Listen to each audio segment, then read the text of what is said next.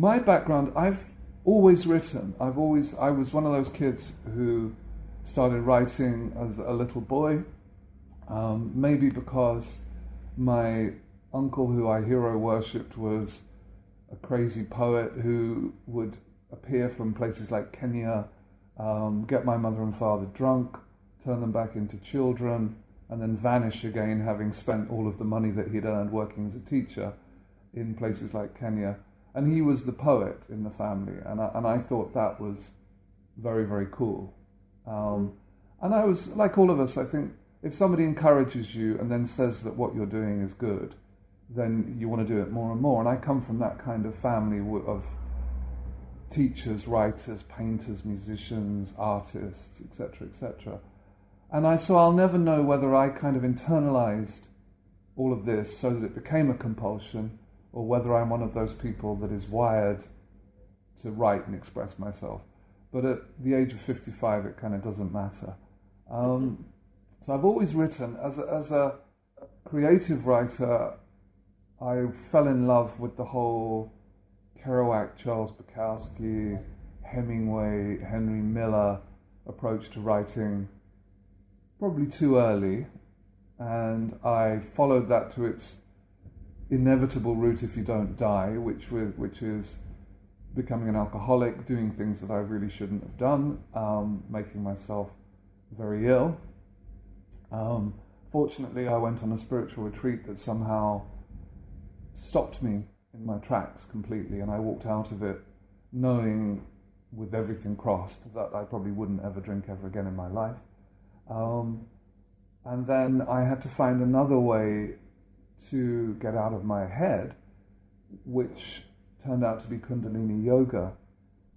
And what astonished me was that Kundalini Yoga made me want to write with such a compulsion that I was waiting for Shavasana to end so that I could get to my pen and paper. And then I started taking a pen and paper into the class with me, because as I practiced, ideas came up. And with a richness, every writer, every creative person knows that 3 o'clock in the morning, I've got to find a pen, I've got to find a paintbrush, I've got to record this feeling. We all have it. But I'd never had it with the same extraordinary degree of intensity. And so I felt that yoga tapped me into where inspiration comes from. But inspiration is only part of the story, because we're all compelled to write at moments of extreme emotion, or many of us are, but it's doing it day after day after day after day, which is the challenge. And as a professional writer, if I don't write, I don't get paid. And I write everything from blogs to journalism to corporate things. And I have deadlines, and if I don't meet those deadlines, then I don't make a living and I don't have clients. So divine inspiration through yoga was one thing, which was wonderful. But what about the discipline I needed to be a writer? So your writing practice becoming like your yoga practice, but becoming devotional in the same way that Kerouac would say a prayer before he started. And he saw writing as a sacred act. And I do too. Not commercial writing as such, but as creative writing, I see it as connecting somehow to some sort of divine spirit.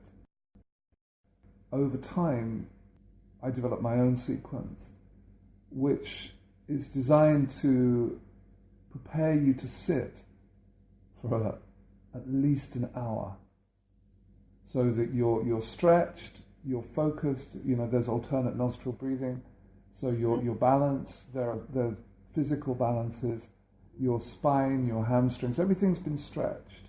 It includes cobra, so that your organs are woken up and your nervous system is woken up.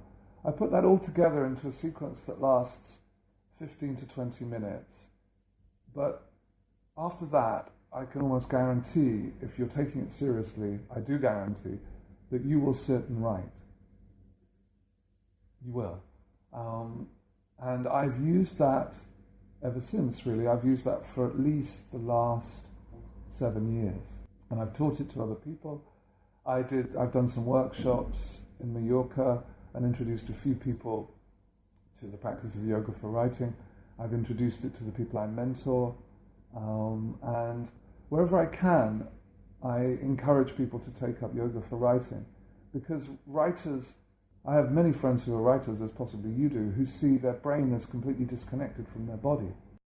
And they smoke, they drink, they eat too much. Those things are kind of like badges of honor. And they see writing as a craft to be practiced and not something that should be really integrated into your mind-body connection. And I think, as you know from your own work, what's astonishing is you realize that your consciousness doesn't live in your head at all. It flows freely throughout your body. And when you send your breath to different parts of your body, when you send your consciousness to different parts of your body, your power of visualization becomes so much stronger. And also, the more you regulate your breathing, the more you connect these things, the more you're able to confront painful things. And in so many cases, writing only gets good when it's painful.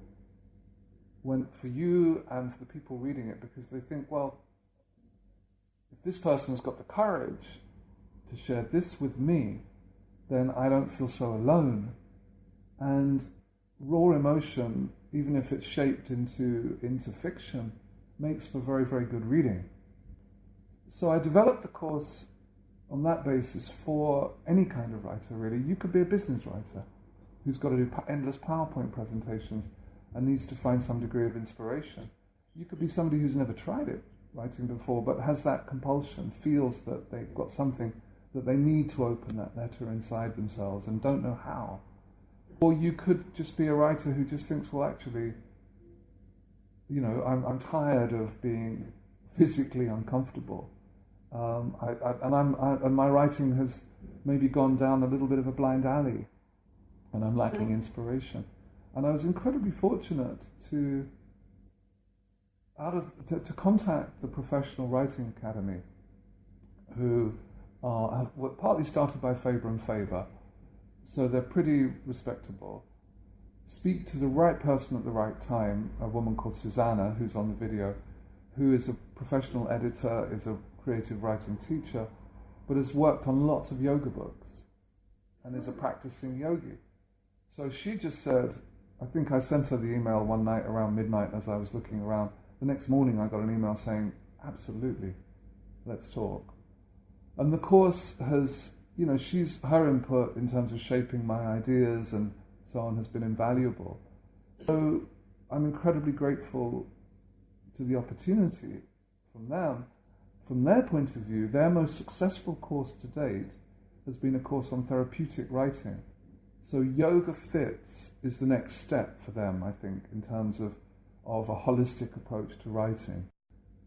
So often, my friends who write, my creative writing tutor friends, are obsessed with quality. And if you're a professional writer, of course, you've got to be good. But that isn't going to help you if you're just looking and you're thinking, I really need to express myself. The only way I know how to express myself is words. How do I get started? And that's my starting point. That's what yoga will offer you if you want it to. And maybe not. Maybe you could do the course and you could think, okay, I just want to get fit. And if it's if it helps me with my writing, then that's a wonderful thing. But it will give you a practice you can do every day. And for the rest of your life. And if from it you can go deeper into yoga if you wish, but you don't have to. So even if you only do it as yoga, then it's great. And actually, if you only do it as a month-long creative writing course and you never do the yoga again, it's probably pretty good as well, because it uses tried and tested methodologies, drawn from therapeutic writing, drawn from creative writing, drawn from, fantastic books on creative writing. Everything I've learned and everything I use in my life to tap into inspiration, but also to make a living.